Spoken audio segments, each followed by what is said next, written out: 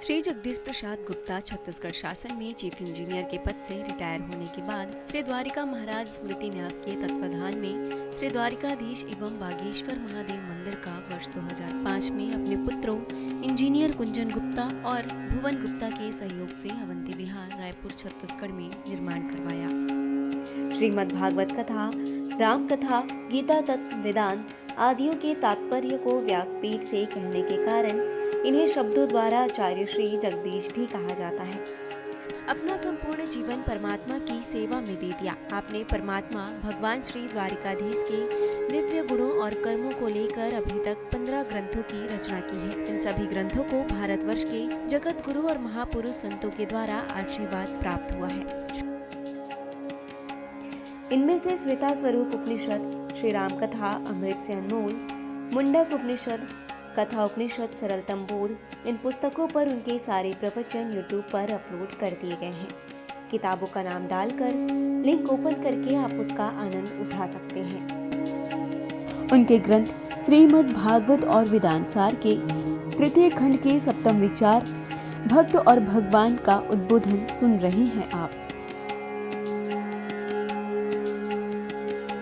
भक्त और भगवान का उद्बोधन सुन रहे हैं आप। हरि ओम।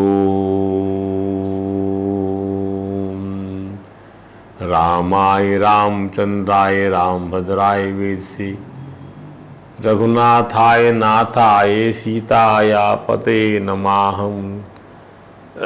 रामं रामानुजं भरतं भरतानुजं सीतां सुग्रीवं वायुसेनं प्रणमामि पुनः पुनः। सच्चिदानंद रूपाय विश्वोत्पत्त्यादिहेतवे तापत्रय विनाशाय श्री कृष्णाय वयं नमः। हरे राम राम राम हरे हरे, हरे कृष्ण कृष्ण कृष्ण हरे हरे। बोलिए परात्पर पवत्तिलोकी नाथ भक्त वांछा कल्पतरु भक्त वत्सल कृपण वत्सल शरणागत वत्सल भगवान श्री द्वारकाधीश महाराज की ओर महाराज कीजिए। भगवान श्री बांकी बिहारी लाल कीजिए। भगवान श्री राज बिहारी लाल कीजिए।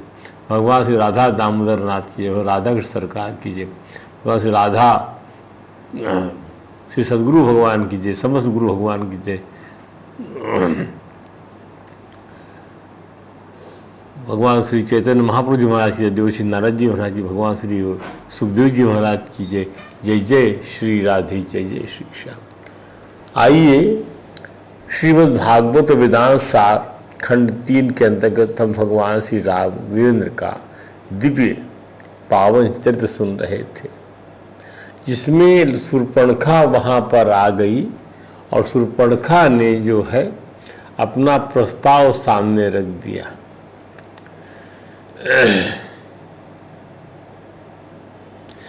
शूर्पणखा अपनी बड़ाई में अपनी बात कहती कि मैं अपने उन सभी भाइयों से बढ़कर हूँ, खर से, दूषण से, विभीषण से, कुंभकर्ण से, रावण से, परंतु मेरा मन तुम में आसक्त हो गया है। तुम जैसे पुरुषोत्तम के प्रति पति की भावना रखकर बड़े प्रेम से आई हूँ, ऐसी भावना तो बहुत सारे लोगों ने रखा, लेकिन जिस ढंग से कपट के तरीके से ये भावना आप रखोगे अपने स्वरूप में, यदि आप नहीं हो, ये बात तो मीराबाई ने भी रखी, लेकिन निष्कपट भाव से रखा। बालकपन से भगवान को पति के रूप में प्यार करती रही और जब ससुराल आई तो भी और जो है भोजराज ने किसी किस्म की आपत्ति नहीं उठाई और कहा तन विधि मेरा का मेरा है तो मन तो भगवान का है। लेकिन ये जो ससुरी जो है शूर्पणखा, ये तो कामासक्त है, क्योंकि इसने जो कामी मनुष्य रहता है वह रूप बदल लेता है, रूप बदल के आक्रमण करता है, बलात् उसको बनाना चाहता है अपना, चाहे वो लड़की हो। यहाँ तो ये औरत जात होकर बलात् उनको अपना बनाना चाहती है। इससे शर्मनाक बात क्या होगी, बलात्। राघव ने कहा और ये कंडीशन रख दिया शूर्पणखा ने कि यदि मुझे अपनी पत्नी नहीं बनाओगे तो मैं तुम्हारी इस मानवी पत्नी को खा जाऊंगी। हे देवी, मैं तो विवाहिता हूं, शौक तुम्हारी मनोकामना पूर्ण नहीं होने देगी। तू मेरे छोटे भाई लक्ष्मण के पास जाकर याचना करो। श्री लक्ष्मण ने भी अपने को श्री राम का सेवक बताया और पुनः शूर्पणखा को कहा कि वह स्वामी श्री राम के पास ही जाए, क्योंकि स्वामी सामर्थ्यवान होते। अब लक्ष्मण जी ने भी जो है अपना स्टैंड ले लिया कि भाई मैं तो स्वामी के अधीन हूँ, मेरे को कैसे जो है भगवान राघवेंद्र कहने पर कि मैं तो विवाहित हूँ, तो क्या भगवान नहीं जानते थे कि मेरा लक्ष्मण भी विवाहित है?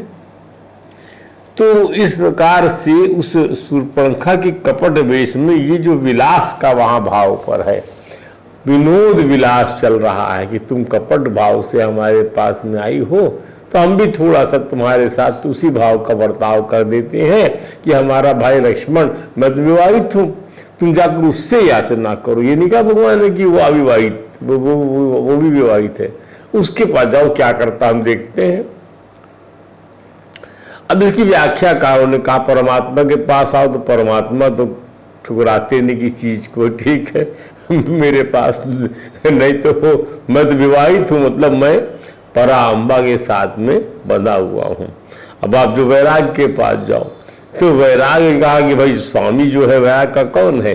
परम ज्ञान। परम ज्ञान स्वामी है वैराग्य का, वैराग सेवक है परम ज्ञान का। ध्यान दीजिए, उसका समस्त राग अपने स्वामी के प्रति चला जाता है। उसका संबंध, उसकी स्त्री, उसका पुत्र, उसका संसार, उसकी आत्मा, उसकी इंद्रिय, सारी की सारी अपने स्वामी के लिए होती है। वही राग है, निश्चित रूप से सारा राग उसका अपने स्वामी माने परम ज्ञान परमात्मा के लिए हो जाता है। और आप स्वामी सामर्थ्यवान है और उन्हें सभी को शोभा देता है, परम ज्ञान है, सभी को शोभा देता है। एक 10,000 स्त्री बना ले। श्री राम के पास आकर अपना क्रोध सीता जी पर निकालती है, वह कौन? शूर्पणखा, और झपट्टा मारती है। सीता जी जो है, यानी ये लोग क्या है, मनुष्य मांस के का भोजन करने वाले लोग हैं, इसीलिए रावण जो है कुछ भी नहीं सुनता समझता था विश्रवा जी का कुल, लेकिन राक्षसी वृत्ति तो यही थी कि भाई नर और मानव, नर और वानर हमारे भोजन है, इनको मार के हम खाते हैं। अब लगा कि मेरी इस पूर्ति में सीता जी इस कामना की पूर्ति में बाधक है। तो जैसे पुरुष को लगता है स्त्री बाधक है, मेरे संबंध बनाने में कोई स्त्री बीच में आ जाती है, अफेयर कहीं चलता है तो ए और बी, तो ए से चला अफेयर तो बी को लगता है कि मेरा अफेयर चल रहा है सी के साथ, तो ये ए बीच में आ गए, इसको मार देना चाहिए, तो अपने यार से मिलकर उसको मरवा देती है। यहाँ पर भी कोई ऐसी स्थिति बनती है। तो राघवेंद्र ने शूर्पणखा को हुंकार से रोका। लक्ष्मण जी से कहा, क्या कहा? देखो आज्ञा दे रहे भगवान हर चीज की।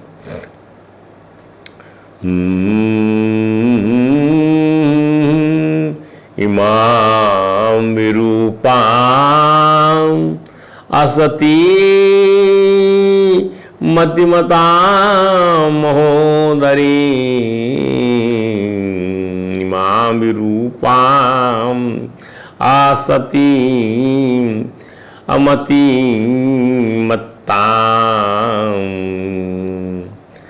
महोदरी राक्षसी पुरुष व्याघ्र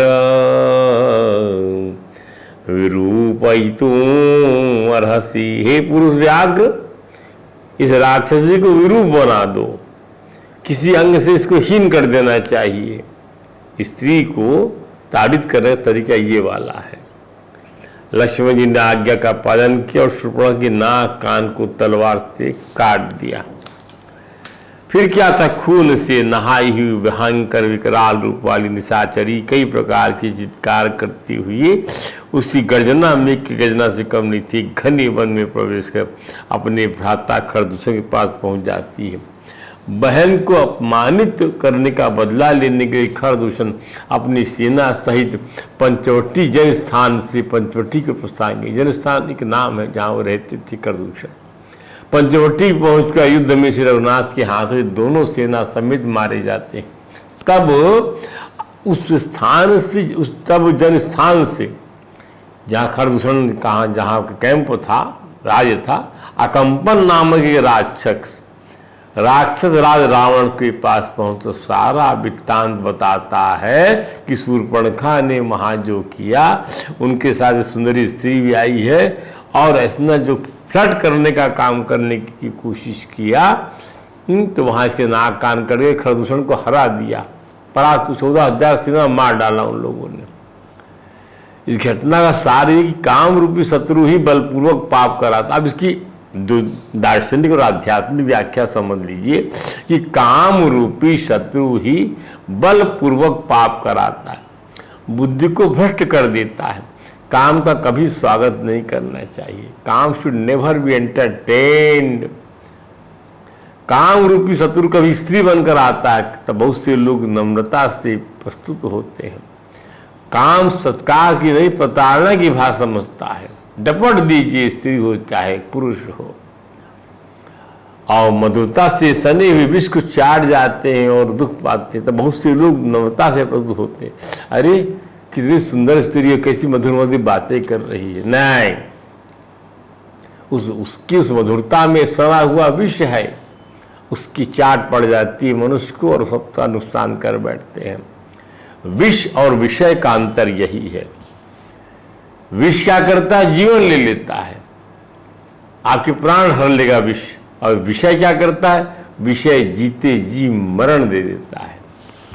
विष तो जीवन ले लेता है तब मरण देता है, पर जीते जी मरण देता है, मरने नहीं देता, जीते जी मारता, तिलटे मारता रहता है विषय आपको। लक्ष्मण जी ने काम वासना की बूढ़ी पुतली शूर्पणखा, जिसके नख सूप के समान थे, उसकी नाक और कान काट को दंडित किया। भगवान शंकर ने तो कामदेव को भस्म ही कर डाला। काम जब श्री कृष्ण के यहाँ प्रद्युम्न नामक पुत्र बनकर आया तो भगवान के लाड़ प्यार से वंचित ही रहा। देखो, काम को भगवान से लाड़ प्यार से वंचित भगवान ने लाड़ नहीं किया, वो चला ही गया, चुरा के ले गया सम्रासुर। काम जाओ सम्रासुर के पास रहो, हम तुम्हारे बाप है। तो सम्रासुर ने भगवान श्री कृष्ण के पुत्र पद्मनु जी का जो कामदेव दूसरा जन्म था, रुक्मिणी जी के प्रस्तुति ग्रह से अपहरण कर लिया था। काम के रूप में जन्मे पद्मनु को सारी विद्याएं भगवान श्री कृष्ण से नहीं मिली। उसकी पत्नी रति ने सम्रासुर के हाथ धाय बनकर उसको सारी विद्याएं दिया है। रति और काम कभी अलग नहीं होते। ध्यान दीजिए, श्रृंगार और वासना कभी अलग नहीं होते। भगवान श्री कृष्ण ने गीता में इस काम को ही कल्याण के रास्ते में सबसे बड़ा शत्रु बताया है। कामेषु क्रोधेषु रजोगुण समुद्भवा, रजोगुण से उत्पन्न ये काम, ये क्रोध ही महाशन है, महापाप है। कभी इसकी प्यास, भूख प्यास बुझती नहीं, न क्रोध की न काम की। विधीनम इह वैरणम, इसको ही तुम वैरी जानो अर्जुन। इंद्रियाणि पराणि आहु इंद्रियभ्या परम मनाहम। इंद्रियों से विषय जो है वह सूक्ष्म है। शब्द रूप रस ग्रंथ ये ज़्यादा आकर्षण देते हैं, इंद्रियां खिंच जाती हैं, इंद्रियां रोक नहीं पाती अपने आप। और इंद्रियभ्यो परम मनः, और इंद्रियों से जो है बलवान मन है, मन और खिंच जाता है विषयों की तरफ। मनसस्तु परा बुद्धि, और मन से पर श्रेष्ठ बुद्धि है। और बुद्धि को भी जो मार देता है, बुद्धि को जो पराभूत करता है, कुंठित कर देता है, अवगुंठित कर देता है, वह है काम, वह है काम। परतः तु सहा एवं बुद्धे परम बुद्ध्वा संसद्य आत्मनम आत्मना। ऐसा जानकर कि बुद्धि को भी घायल करता है, चोटिल करता है, पराभूत करता है। संस्तभ्य आत्मनम आत्मना, अपने मन द्वारा अपने आप को वश में कर लीजिए। जही शत्रु महाबाहो काम रूपम दुरा, इस काम रूपी शत्रु को मार दो। ये दुरासदम है, ध्यान दीजिए। दुर्जय शत्रु है, ये बहुत बड़ा मंत्र दिया भगवान ने। अब ध्यान दीजिए, शूर्पणखा श्री रघुनाथ के सम्मुख है आदि भौतिक रूप से, आध्यात्मिक रूप से वह उनसे विमुख है, इसलिए वह काम को खोजती है। काम की खोज कौन करता है? क्योंकि आध्यात्मिक रूप से जो विमुख होगा व्यक्ति वो काम को खोजता है। काम की खोज में कभी भी तृप्ति नहीं होती, क्योंकि काम अभाव से उत्पन्न होता है, काम अभाव से उत्पन्न होता है। और जब आनंद से परिपूर्ण रहता है अंतःकरण, तो वहाँ कहाँ काम रहेगा। अभाव संसार के संबंध से होता है, क्योंकि संसार अभाव रूप ही तो है, आभास रूप ही तो है, अध्यस्त रूप तो है, परछाई तो है भगवान की, जादू तो है, सत्य है नहीं, पर भगवान की सत्यता से सत्य लगता है। तो जीव संसार से अपना संबंध जोड़ता है, अतः तोड़ना भी उसे ही पड़ेगा। जो जोड़ेगा वही तोड़ेगा। इसलिए भगवान ने अपने द्वारा इस संसार से अपना संबंध विच्छेद करके काम को मारने की आज्ञा दी।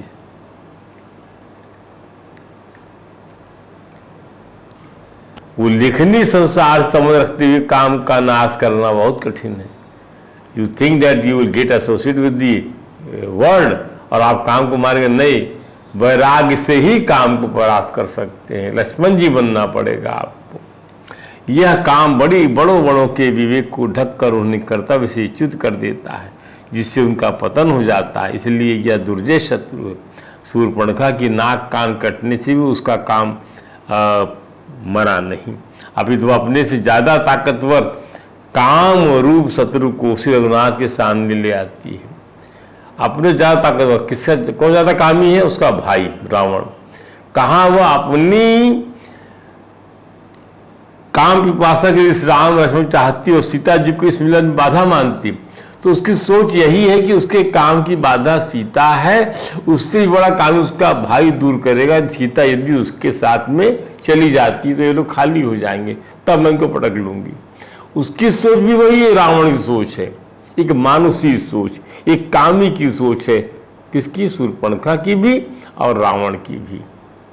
ध्यान दीजिएगा, शूर्पणखा क्या सोच रही है कि ये बाधा बनी सीता, यदि मेरा भाई इसको दूर कर देगा तो मेरे रास्ते की बाधा हट जाएगी और मेरे को पुरुष, स्त्री को पुरुष मिल जाएगा और रावण को स्त्री मिल जाएगी। तो ये दोनों ही पक्ष के काम के लिए जो बाधा है, कौन है? परम भक्ति स्वरूपा सीता जी। भक्ति के रास्ते की सबसे बड़ी बाधा क्या है? भक्ति बाधा है काम के रास्ते की, भक्ति बाधा बन जाती है। जबकि भक्ति बाधा नहीं है, भक्ति आबाद कर देती है, बाध करती है अज्ञान का। भक्ति बाध करती है अज्ञान का, रास्ता साफ करती परमात्मा से मिलने का। कभी भी अपराध अकेले नहीं होता, कभी भी षड्यंत्र एक पात्र का मंचन नहीं है। If you make a conspiracy you can not enact solo, you will need the other man to enact this one. एक से दो हुए बिना षड्यंत्र या अपराध संभव ही नहीं होता। अरे चोर को ले लो, ये कहता मैं चोरी करने घुस रहा हूं, तो ताकते रहना, कोई देख तो रहा नहीं है। अपराध अकेले के बस की बात नहीं है। दशानन रावण को जब पहले पहल अकंपन नाम के राक्षस ने जन स्थान में खरदूषण के वध का समाचार दिया, तब दशानन ने उस पर अहंकार जन ऐसा क्रोध किया, क्या बात करते हो कंपन, कि बोलती बंद हो गई। जब दशानन ने कंपन को अभयदान दिया, हाँ हाँ बोलो बोलो, डरो मत, तब कंपन ने श्री राम लक्ष्मण का दिव्य परिचय दशानन को कराया। यह श्री रघुनाथ का राक्षस राज रावण को कराया गया प्रथम परिचय था। हे दशा, क्या कहता कंपन दशानन से? कहता है, परिचय देते भगवान का।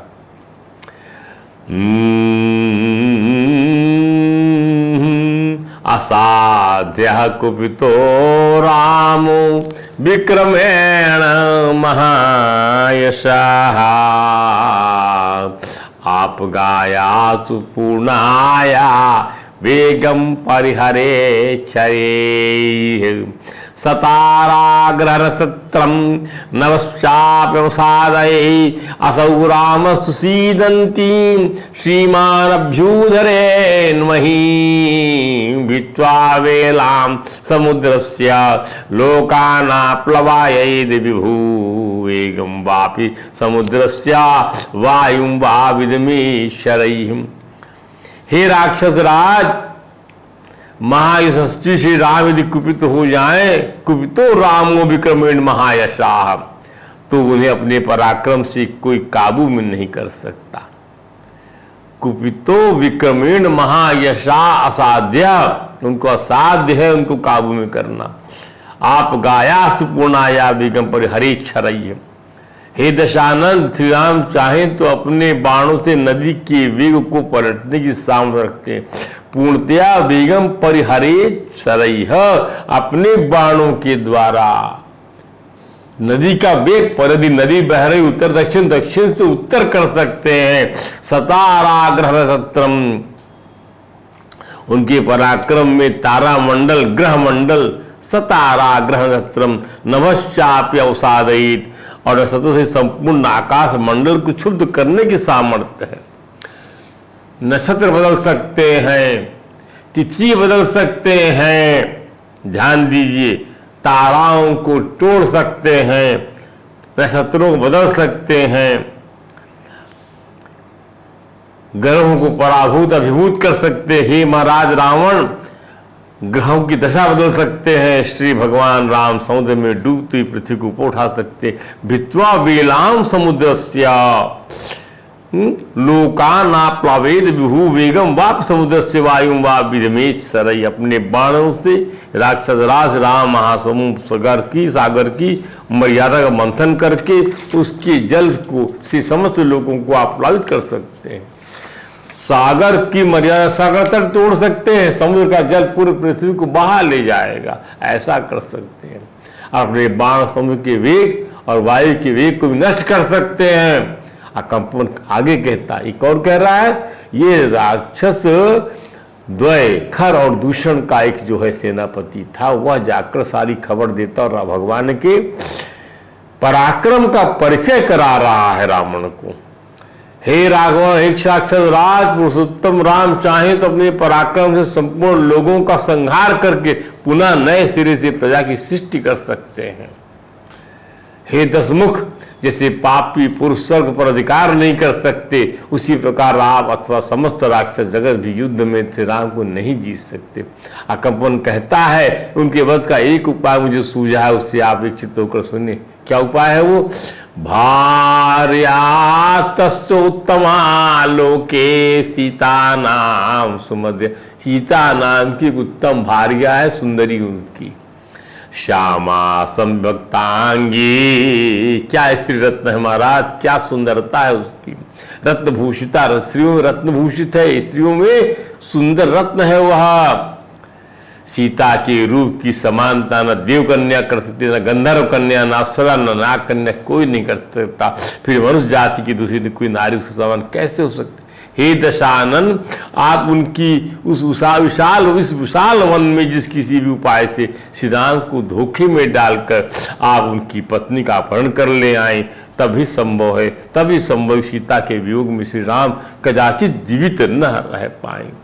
अन्यथा पराक्रम से उनको जीतना संभव नहीं है, छल से शायद आप कामयाब हो जाएं। ये जो चाटुकार लोग हैं ना, ऐसी बातें करते हैं। राक्षस राज रावण को कंपन का सुझाव जच गया। इस सुझाव को मार्ग में रावण ने बिना कंपन का नाम लिए राक्षस मारीच को बता दिया। मारी ने सुझाव को सुनते ही सुझाव की हवा निकाल दिया। मारी का दशानन से कहा, हे निशाचर शिरोमणि, मित्र के रूप में कौन तुम्हारा शत्रु है जिसने तुम सीता को हर लाने की सलाह दी? कौन ऐसा पुरुष है जो तुमसे सुख और आदर पाकर भी पसंद नहीं, अतः तुम्हारा भला नहीं चाहता? अब एक और मारीच बताएगा इस चीज को, उसका आनंद लीजिए।